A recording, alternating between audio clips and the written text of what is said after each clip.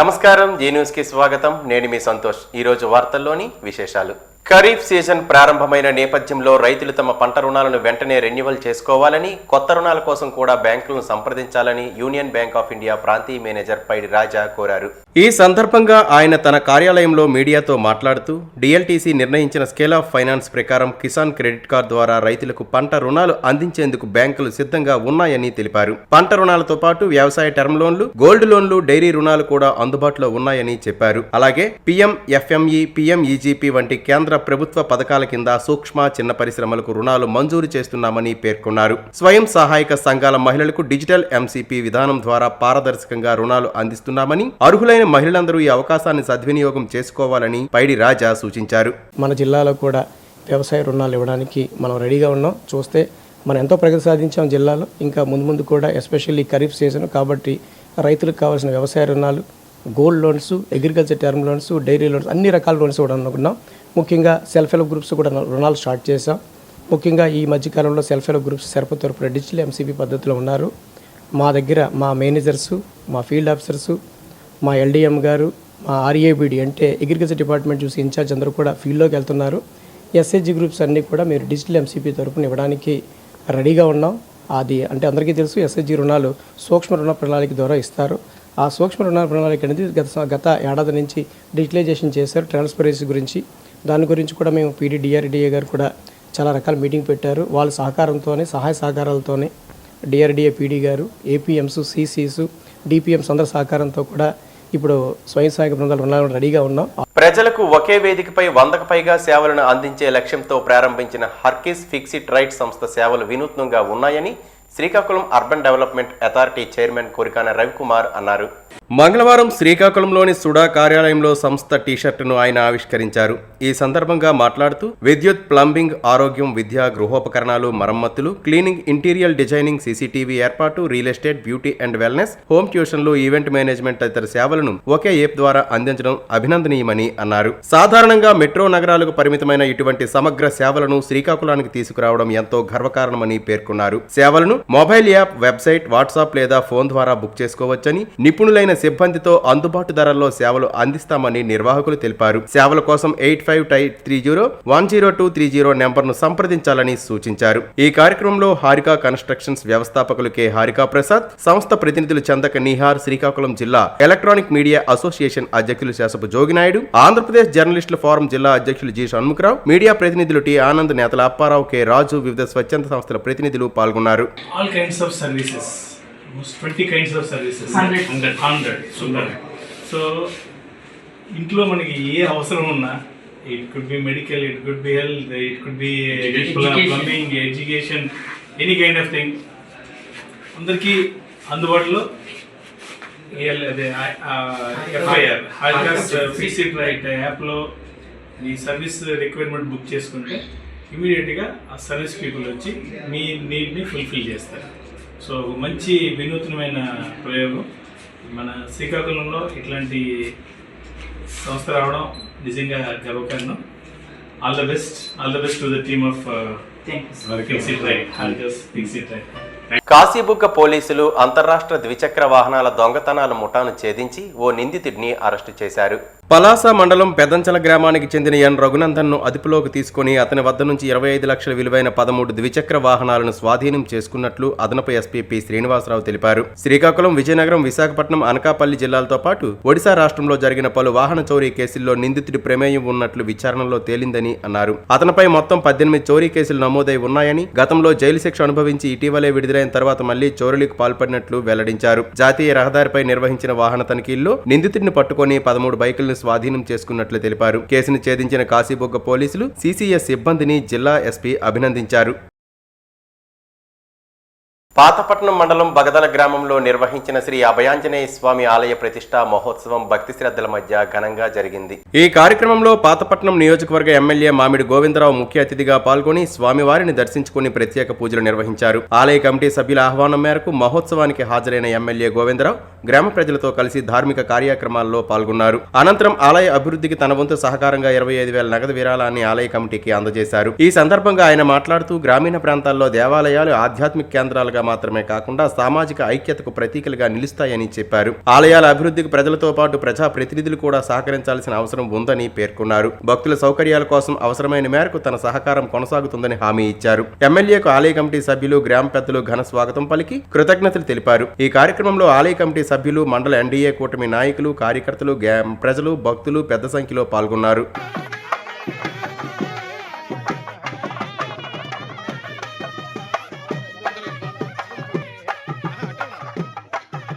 APS ఆర్టీసీని ప్రైవేటీకరణ నుంచి కాపాడాలని ఆర్టీసీ ఉద్యోగ సంఘాల జేఏసీ డిమాండ్ చేసింది. మంగళవారం శ్రీకాకుళం ఆర్టీసీ కాంప్లెక్స్ లో నిర్వహించిన ధర్నాలో నాయకులు మాట్లాడుతూ విద్యుత్ బస్సుల పేరుతో ఆర్టీసీని దశలవారీగా ప్రైవేటీకరణ చేసి చర్యలు నిలిపివేయాలని కోరారు. ప్రజా రవాణా ప్రభుత్వ ఆధీనంలోనే కొనసాగాలని, జీవో నెంబర్ 88ని రద్దు చేయాలని, 4000 కొత్త బస్సులు ప్రవేశపెట్టడంతో పాటు ఖాళీగా ఉన్న 10,000 పోస్టులను భర్తీ చేయాలని డిమాండ్ చేశారు. అలాగే 11వ పీఆర్సీ డిఏ బకాయిల చెల్లింపు, అవుట్సోర్సింగ్ ఉద్యోగులకు భద్రత, మెరుగైన వేతనాలు కల్పించాలని కోరారు. ఈ ఉద్యమం ప్రభుత్వ వ్యతిరేకం కాదని, ఆర్టీసీ పరిరక్షణ కోసమే చేపట్టిన కార్యక్రమని జేఏసీ నాయకులు స్పష్టం చేశారు. ఈ కార్యక్రమంలో జేఏసీ నాయకులు Basuri Krishnamurthy, Y Appayya, P Tejeswararao, G Trinatharao తదితర నాయకులు, ఉద్యోగులు పాల్గొన్నారు. ఆర్టీసీ సంస్థ ద్వారానే విద్యుత్ బస్సులు నిర్వహణ ఏర్పడాలి. అలాగే విద్యుత్ బస్సులు నడపడం ద్వారా మొత్తం ప్రైవేటీకరణ చేయడం ద్వారా భవిష్యత్తులో శ్రీశక్తి మనకు కూడా విద్యుత్ బస్సులు అమలు చేసే పరిస్థితి కూడా ఉండదు. అంటే బొమ్మని కన్నా పొగబెట్టే ప్రయత్నం ప్రభుత్వం చేస్తుంది. ఈ రకంగా ఉద్యోగం ద్వారా సమస్యలను పక్కలో పట్టించే విధంగా ప్రైవేటీకరణ విధానాలకు వ్యతిరేకంగా ఉద్యోగం చేసే అన్ని పోరాటాలకు కూడా సిఐటి ప్రత్యక్షంగా పాల్గొంటుంది. భవిష్యత్తులో ఆర్టీసీ ఉద్యోగులు చేసే పోరాటానికైనా సిఐటి వెన్నుదండుగా ఉండి ఈ పోరాటానికి అవసరమైతే ప్రజలను కూడా సమీపించి అండగా నిలబడతామని చెప్పి తెలియజేస్తూ మాకు అవకాశం ఎదుర్కొన్న ధన్యవాదాలు తెలియజేస్తాను. భారతీయ జనసంఘ వ్యవస్థాపకుడు, ప్రముఖ జాతీయవాది డాక్టర్ శ్యామ్ ప్రసాద్ ముఖర్జీ వర్ధంతి సందర్భంగా బీజేపీ నాయకులు మంగళవారం ఘనంగా నివాళులర్పించారు. బలిదాన్ దివాస్ సందర్భంగా శ్రీకాకుళం నగరంలోని ఈస్ట్ మండల పరిధిలోని పోలింగ్ బూత్ నెంబర్ 207 వద్ద నిర్వహించిన కార్యక్రమంలో పార్టీ నాయకులు, కార్యకర్తలు పాల్గొన్నారు. బీజేపీ పూర్వ జాతీయ కౌన్సిల్ సభ్యుడు, పోలింగ్ బూత్ లెవెల్ ఏజెంట్ చల్లా వెంకటేశ్వరరావు ఆధ్వర్యంలో జరిగిన ఈ కార్యక్రమంలో డాక్టర్ శ్యామ్ ప్రసాద్ ముఖర్జీ చిత్రపటానికి పూలమాలలు వేసి నివాళులర్పించారు. జిల్లా మహిళా మోర్చా అధ్యక్షురాలు డాక్టర్ పైడి సింధూరా ముఖ్య అతిథిగా హాజరయ్యారు. ఈ సందర్భంగా డాక్టర్ పైడి సింధూరా మాట్లాడుతూ దేశ సమైక్యత, జాతీయత పరిరక్షణ కోసం డాక్టర్ శ్యామ్ ప్రసాద్ ముఖర్జీ చేసిన సేవలు చిరస్మరణీయమని అన్నారు. ఆయన దేశభక్తి, త్యాగనిరతి, జాతీయ సమగ్రత కోసం చేసిన పోరాటం నేటి తరానికి స్ఫూర్తిదాయకమని పేర్కొన్నారు. ఆయన జీవిత చరిత్ర, రాజకీయ ప్రస్థానం, దేశాభివృద్ధికి చేసిన కృషిని కార్యకర్తలకు వివరించారు. చల్లా వెంకటేశ్వరరావు మాట్లాడుతూ డాక్టర్ శ్యామ్ ప్రసాద్ ముఖర్జీ ఆశయాలు, సిద్ధాంతాలకు అనుగుణంగా ప్రతి బీజేపీ కార్యకర్త పనిచేయాలని పిలుపునిచ్చారు. దేశ ప్రయోజనాల కోసం ఆయన చేసిన త్యాగాలను గుర్తు చేసుకుంటూ పార్టీ బలోపేతానికి కృషి చేయాలని సూచించారు. ఇంజెక్ట్ చేశారు. అది ఆయనకి పడదు అని చెప్పినప్పటికీ కూడా ఇంజెక్ట్ చేశారు అనిగా అప్పుడు వార్తలు సంచలనం అయ్యాయి. అయినా కానీ దాని మీద పూర్తిగా అంత మనకి డిసెక్షన్ జరగలేదు. ఆయన ఎందుకు చనిపోయారు అన్నది అప్పటి నుంచి ఇప్పటిదాకా కూడా ఒక అనుమానాస్పద మృతిగానే అది ఒక మనం ముద్ర వేయడం జరిగింది. అంత గొప్ప వ్యక్తి డాక్టర్ శ్యామ్ ప్రసాద్ ముఖర్జీ గారు. ఆ రోజు ఆయన జనసంఘ్ని స్థాపించడం వల్ల ఈరోజు ఎన్నో వేల మంది, లక్షల మంది జనాలకి మన భారతీయ జనతా పార్టీలో ఈరోజు అందరూ ఉండి ఎంతోమంది లబ్ధి పొందుతున్నారు బికాస్ ఆఫ్ శ్యామ్ ప్రసాద్ ముఖర్జీ గారు. సో అంత గొప్ప వ్యక్తి తాలూకా బలిదాన్ దివాస్ జరుపుకోవడం ఈరోజు మనందరికీ కూడా ఒక పూర్వజన్మ సుకృతం అనే భావిస్తున్నాను. Thank you so much. Srikakulam జిల్లా క్రికెట్ సంఘం ఆధ్వర్యంలో జిల్లా స్థాయి అండర్-19 మల్టీడేస్ బాయ్స్ క్రికెట్ జట్టు ఎంపిక కార్యక్రమం ఈ నెల 28వ తేదీ ఆదివారం ఉదయం 8 గంటల నుంచి శ్రీకాకుళం ప్రభుత్వ ఆర్ట్స్ కళాశాల క్రికెట్ నెట్స్లో నిర్వహించనున్నట్లు జిల్లా క్రికెట్ సంఘం ప్రకటించింది.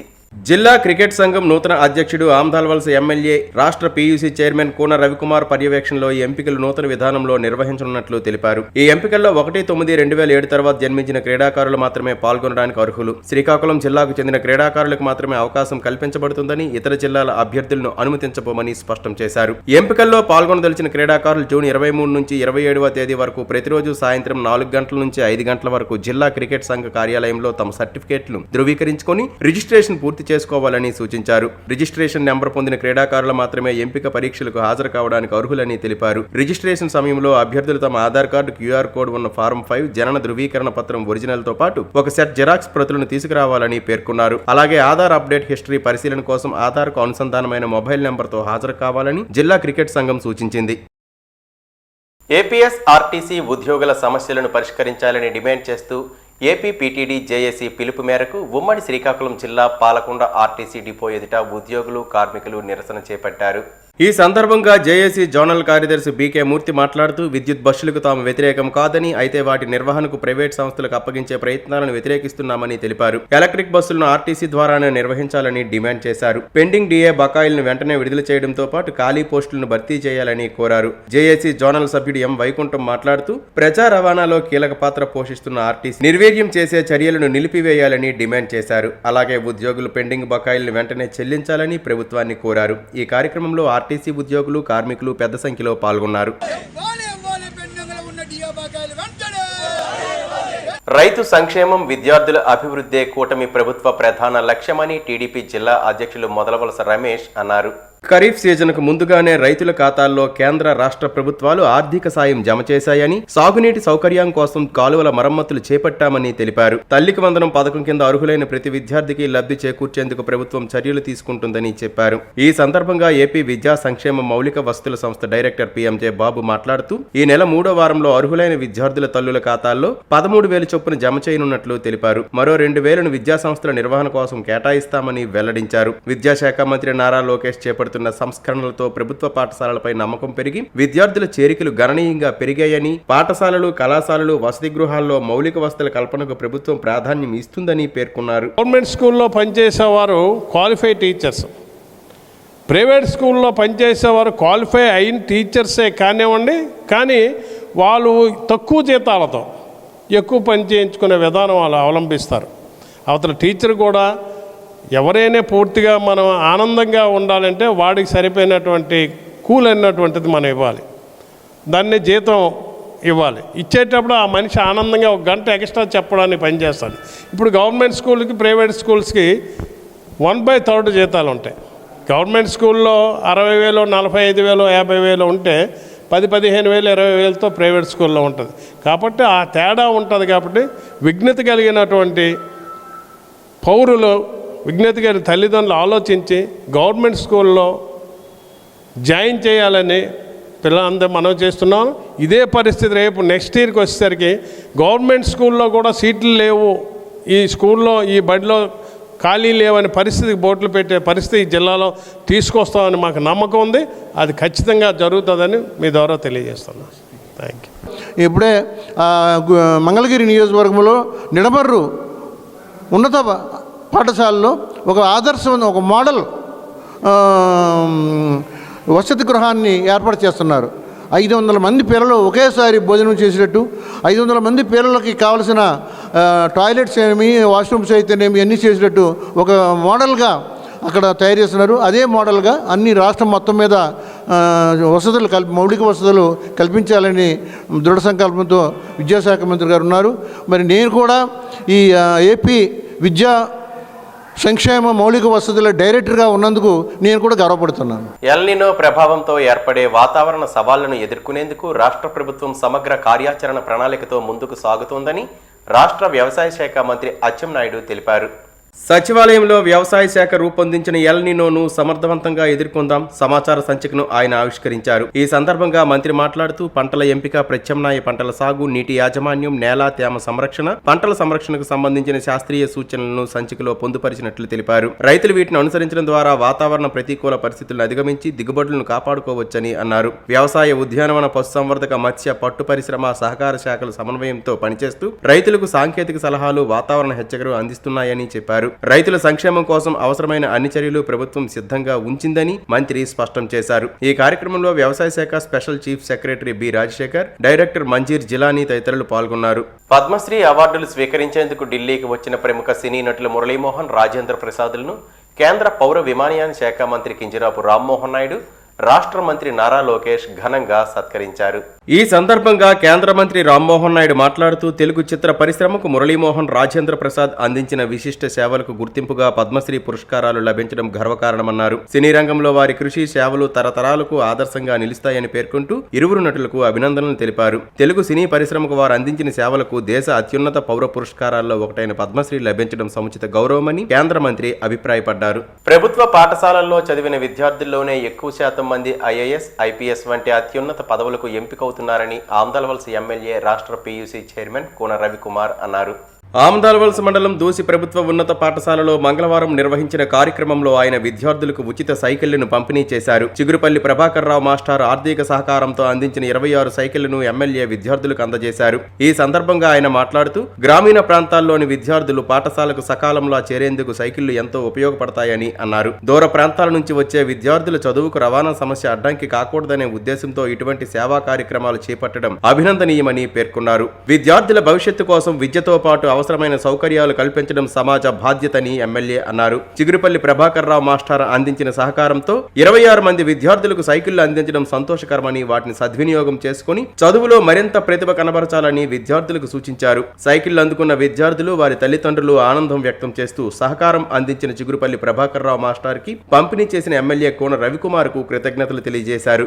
ప్రైవేట్ పాఠశాలలో చేర్పించాలి, కానీ దురదృష్టం ఏంటంటే వాడొచ్చి రిక్షావాడు కూడా, అంటే రిక్షావాడని కాదు, రిక్షా తొక్కి సంపాదించేటటువంటి వాడు కూడా నా బిడ్డని ఆ మ్యాథ్స్ చదివించిన స్కూల్కి నేను పంపించాలనే ఆలోచన ఇది సరైంది కాదు. మీరు తల్లిదండ్రులు 10వ తరగతి వరకు ఆడికి ఉచితంగా ప్రభుత్వం అన్ని వసతులు కల్పిస్తుంది. బ్రహ్మాండమైన ఇన్ఫ్రాస్ట్రక్చర్ ఇచ్చాం, భవనాలు ఉన్నాయి, ఉపాధ్యాయులు ఉన్నారు. ఈరోజు లెర్నింగ్ స్కిల్స్ వాళ్ళకి అనేకం నేర్పుతున్నాం. రేపు డిజిటల్ క్లాస్ రూమ్స్ పెడుతున్నాం, ల్యాబ్స్ పెడుతున్నాం, గ్రౌండ్స్ ప్రిపేర్ చేస్తున్నాం. అలాగే మంచి భోజనం పెడుతున్నాం, వాడికి షూ ఇస్తున్నాం, బెల్ట్ ఇస్తున్నాం, టై ఇస్తున్నాం, యూనిఫామ్ ఇస్తున్నాం, పుస్తకాలు ఇస్తున్నాం, రాసుకోవడానికి పుస్తకాలు ఇస్తున్నాం, చదువుకోవడానికి ఇస్తున్నాం. ఇది ప్రభుత్వం బాధ్యత. అంతర్జాతీయ ఒలింపిక్ డే సందర్భంగా శ్రీకాకుళం ప్రభుత్వ ఆర్ట్స్ కళాశాల ప్రాంగణంలో స్టార్ వాకర్స్ క్లబ్ ఆధ్వర్యంలో సోమవారం ఘనంగా వేడుకలు నిర్వహించారు. ఈ సందర్భంగా హాకీ దిగ్గజం ధ్యాన్ చంద్ర చిత్రపటానికి పూలమాల వేసి నివాళులర్పించారు. ఈ కార్యక్రమంలో క్లబ్ సభ్యులు, క్రీడాకారులు, వాకర్స్ పెద్ద సంఖ్యలో పాల్గొన్నారు. స్టార్ వాకర్స్ క్లబ్ వ్యవస్థాపక అధ్యక్షులు గేదెల ఇందిరాప్రసాద్ మాట్లాడుతూ ప్రపంచ శాంతి, స్నేహభావం, సౌభ్రాతృతత్వాన్ని పెంపొందించేందుకు ప్రతి ఏడాది అంతర్జాతీయ ఒలింపిక్ డే నిర్వహిస్తున్నట్లు తెలిపారు. క్రీడలు దేశాలు, మతాలు, జాతులకు అతీతంగా ప్రజలను ఏకం చేస్తాయని అన్నారు. యువత క్రీడలను జీవన విధానంలో భాగంగా చేసుకుని ఆరోగ్యవంతమైన సమాజ నిర్మాణానికి కృషి చేయాలని పిలుపునిచ్చారు. ఒలింపిక్స్ స్ఫూర్తిని ప్రతి ఒక్కరూ అలవరుచుకోవాలని సూచించారు. అంతర్జాతీయ ఒలింపిక్ డే సందర్భంగా బాక్సింగ్ కోచ్ ఉమ్మను సత్కరించారు. ఈ కార్యక్రమంలో వాకర్స్ క్లబ్ ప్రతినిధులు శాసపు జోగినాయుడు, గుప్తా, లక్ష్మి, సంజీవరావు, ఉమా తదితరులు పాల్గొన్నారు. మరి అలాగే బాక్సింగ్ గురువు గారు ఉమా మహేశ్వరరావుకి నా హృదయపూర్వక నమస్కారాలు చెప్తున్నాను. మరి క్రీడాకారుల్లో అతను పేదరికం అయినా కూడా ఎంతమంది పిల్లల్ని ఒక గురువుగా ఉండి బాక్సింగ్ నేర్పుతున్నారు. వాళ్ళు కూడా మంచిగా షైన్ అవుతున్నారు సొసైటీ మన దేశంలోనే. మరి మనకి ఇది ఎంతో గర్వకారణం. మన స్టార్ వాకర్స్ క్లబ్, మన వనిత వాకర్స్ క్లబ్ ఇతనికి ఈరోజు సన్మానం చేయడం మనం ఎంతో గర్వపడాలి. మరి ఇది ఇలాగే ఈ క్రీడాకారులది అతనికి ఆ భగవంతుడు ఆరోగ్యం, ఐశ్వర్యం ఇవ్వాలని మనస్ఫూర్తిగా కోరుకుంటున్నాను. నాకు ఇచ్చిన అవకాశం పెద్దలందరికీ నా హృదయ. గవర్నమెంట్స్లోనే గోల్డ్ మెడల్స్ తెచ్చారు హాకీలో. దాని మూలన ఆయనకి భారతరత్న ఇస్తూ ఆయనకి జన్మదినము ఒలింపిక్ డే అని మన భారతదేశం గుర్తించింది. కనుక అటువంటి క్రీడాకారులు మన దేశంలో ఉన్నారు, అలాగే ప్రయత్నం చేస్తూ అవుతారు. మరి మన జిల్లాలో పర్టికులర్గా బాక్సింగ్ ఉమామహేశ్వరరావు అద్భుతమైన సేవ చేస్తూ నేషనల్ లెవెల్లో, ఇంటర్నేషనల్ లెవెల్లో, స్టేట్ లెవెల్లో, డిస్ట్రిక్ట్ లెవెల్లో అన్ని తయారు చేసినటువంటి ఉమామహేశ్వర గారికి వేద మనం గౌరవించుకోవడం అనేది మన స్టార్ వాకర్స్ క్లబ్. శ్రీకాకుళం నగరంలోని జిల్లా పరిషత్ కార్యాలయం ఎదురుగా ఉన్న నగరపాలక సంస్థ కార్మికుల కాలనీలో పందుల బెడద రోజురోజుకు పెరుగుతుండటంతో స్థానికులు తీవ్ర ఆందోళన వ్యక్తం చేశారు.